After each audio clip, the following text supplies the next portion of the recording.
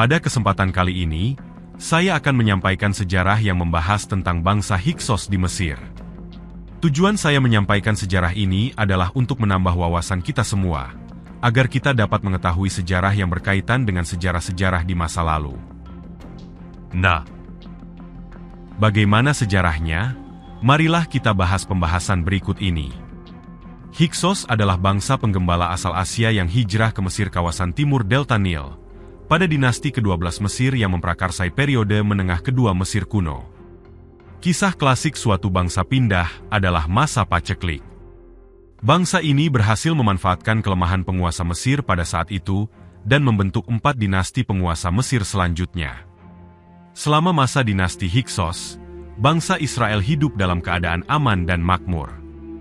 Singkat kata, Ahmes berhasil mengalahkan dinasti Hyksos pada abad ke-16 dan mengusir mereka. Maka Mesir kembali di bawah pemerintahan bangsa asli Mesir dan membentuk dinasti 18.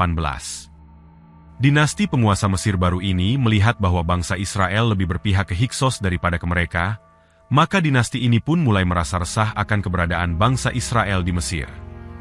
Kisah Yusuf dan ayahnya yang bernama Yakub bahwa mereka hidup pada zaman pemerintahan dinasti Hyksos pada abad ke-19 sebelum Masehi, 1878-1580.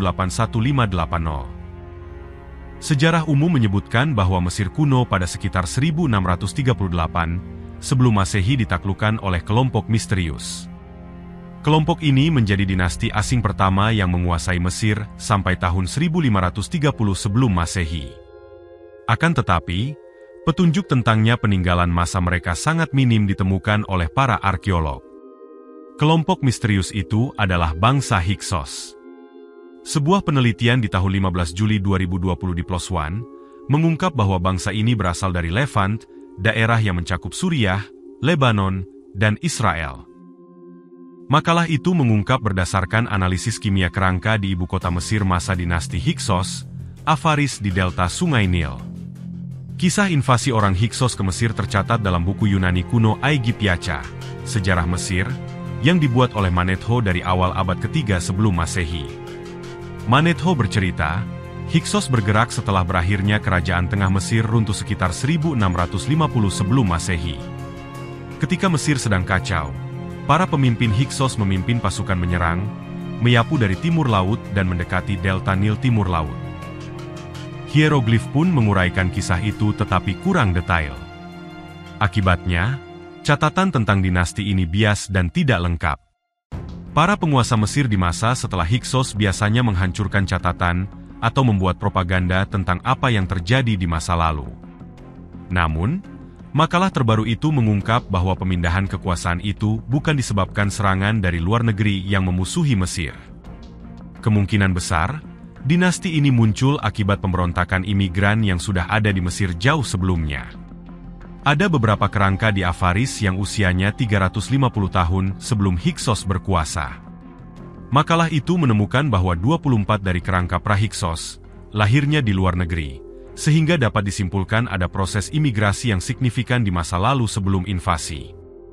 Ini jelas kota internasional, kata penulis utama studi Kristantis, arkeolog di Bournemouth University, Inggris di Science News.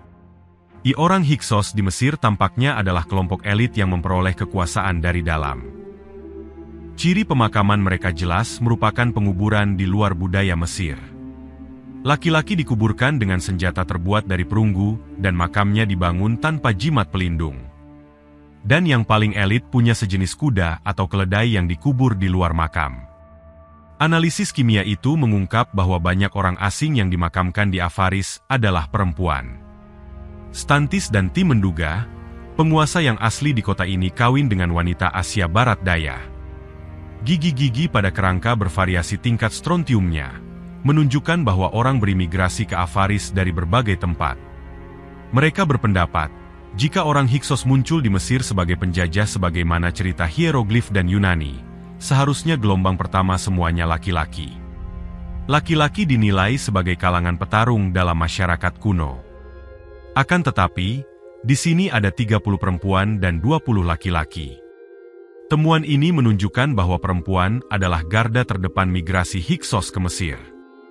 Beberapa penelitian sebelumnya berbicara tentang laki-laki yang pindah ke Mesir, pembuat kapal, pedagang, tentara bayaran.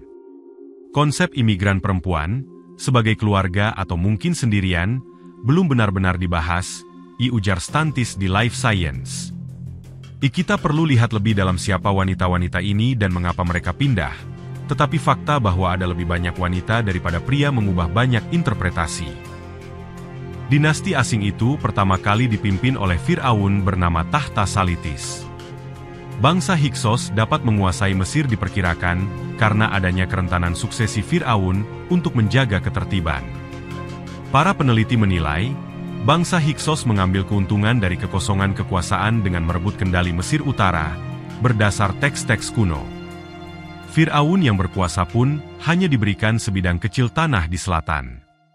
Mereka tidak seperti orang Mesir pada umumnya. Nama-namanya pun lebih mirip orang Asia Barat Daya, Semit. Karya seni kuno mereka menggambarkan diri mereka mengenakan pakaian panjang warna-warni, tidak seperti pakaian putih normal Mesir. Dinasti itu hanya bisa bertahan 100 tahun, hingga akhirnya digulingkan oleh Fir'aun Mesir. Sejarawan berspekulasi, Fir'aun Mesir merebut kembali wilayah itu dan mengasingkan penguasa Hyksos ke Asia Barat Daya. Melansir Haaretz, Dapna Bentor, mantan kurator arkeologi Mesir di Israel Museum mengatakan, mungkin apa yang Manetho tulis di Aegyptiaca adalah propaganda. Cara yang mungkin mendukung rencana Mesir pada masanya untuk menyerang Levant. Saat itu Mesir berada di masa Ptolemaic, di mana kerajaan lebih ekspansionis. Invasi Hyksos disajikan sebagai rasa malu yang harus dicegah agar tidak terulang dengan mengendalikan tanah-tanah ini, Ki Bentor. Orang-orang Hyksos adalah penjelmaan iblis, sedangkan Raja Mesir adalah penyelamat dunia. Masih ada perdebatan di kalangan sejarawan mengenai identitas bangsa Hyksos dan hubungannya dengan Bani Israel. Beberapa sejarawan mengusulkan bahwa bangsa Hyksos adalah kelompok migran dari Asia Barat, sementara yang lain berpendapat bahwa mereka mungkin merupakan kelompok yang terkait dengan Bani Israel, atau bahkan merupakan bagian dari Bani Israel itu sendiri.